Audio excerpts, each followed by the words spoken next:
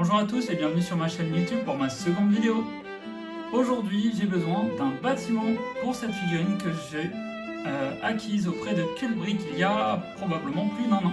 Voici un petit tour de cette figurine. Alors, moi j'ai rajouté bien entendu le livre et le sac à dos, mais en soi, cette figurine est imprimée de tous les côtés et ça rend cette figurine vraiment très jolie. Tombe bien parce que j'ai été contacté par Funbrick qui m'a proposé de faire une revue d'un set qu'il proposait. Et c'est ce set, c'est une église, donc ça semble plutôt cohérent avec cette figurine. Maintenant, est-ce que je vais pas modifier quand même un petit peu le set? Probablement. Pour information, les sets qu'il propose, c'est un peu la même chose que les DIY. Globalement, c'est des sets des designs qui sont pris de designers, qui sont mis en pièces du coup, et ensuite qui sont vendus comme ça, bien entendu, avec un partenariat avec le designer. Ça n'est pas du vol de design. Bon, et comme vous avez pu le voir, la boîte elle n'est pas en hyper bon état à son arrivée. Alors je ne pense pas que ce soit Funbrick qui s'est amusé à m'envoyer une boîte dans cet état, je pense que c'est clairement le transporteur. Donc c'est un peu décevant de recevoir un set dans cet état, mais en soi, ce qui nous intéresse, c'est vraiment les briques de toute façon. Et donc voici le modèle une fois fini.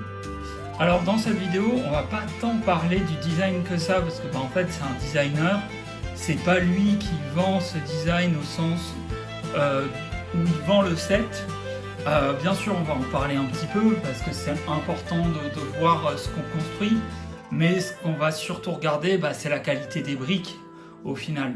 Donc pour parler rapidement du design, ce design est assez simpliste, peut-être un peu trop typé religieux à mon goût, mais bon, en même temps c'est un choix. Là j'ai une figurine d'un moine, donc ça ramène quand même à la religion chrétienne, donc c'est plutôt cohérent.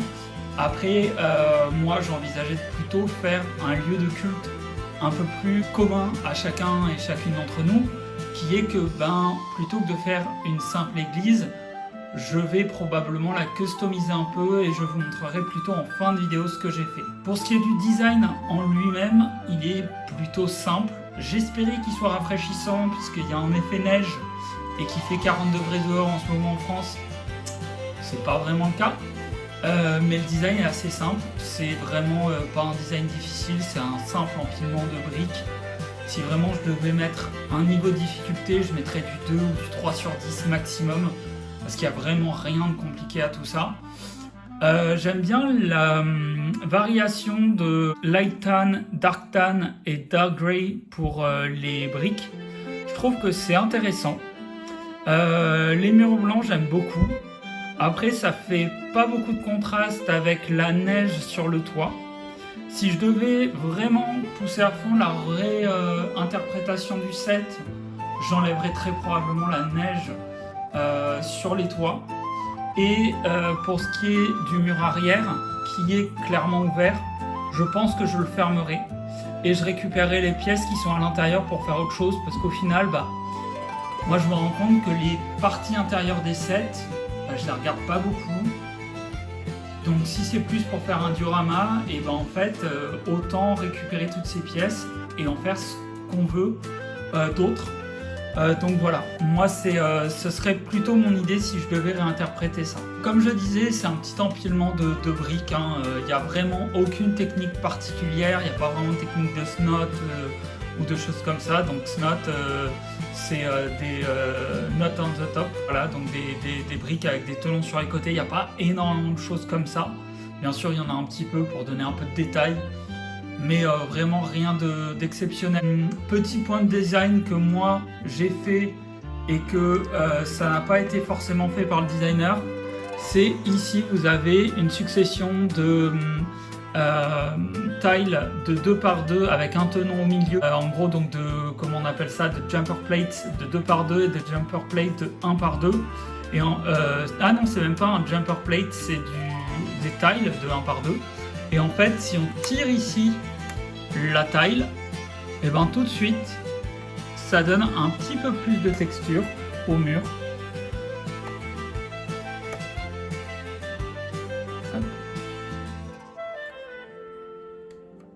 Et on peut faire pareil à l'étage du dessus.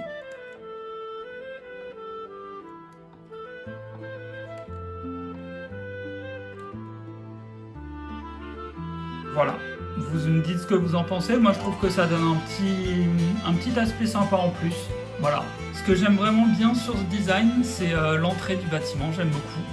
La petite tour avec la cloche, je trouve ça très sympathique aussi. Et puis après, bien sûr, les vitraux, ça moi je trouve ça vraiment cool. Je trouve cette technique toujours hyper intéressante, enfin vraiment top en termes de rendu final. La seule chose que j'aurais fait, c'est en haut, je sais pas si vous voyez, mais il n'y a pas du tout de plaque transparente. Et en fait, l'idée, c'est de mettre des tenons transparents. Ça permet de finir et en plus, ça donne une petite épaisseur en plus qui fait que ça évite de trop bouger. Vous voyez, là, ça bouge un petit peu, je sais pas si vous voyez. C'est minime, mais en soi, c'est plutôt intéressant. Voilà. Et pour ce qui est de la qualité des briques, donc j'ai parlé un peu avec Fanbrick. Donc il y a une partie des briques où la majorité c'est quand même du GoBrick. Donc GoBrick, ils n'ont plus vraiment à montrer la qualité de leurs briques. Il n'y a pas de souci à ce niveau-là. J'ai eu une brique quand même qui a cassé. Rien d'exagéré, c'est vraiment une plaque comme ça.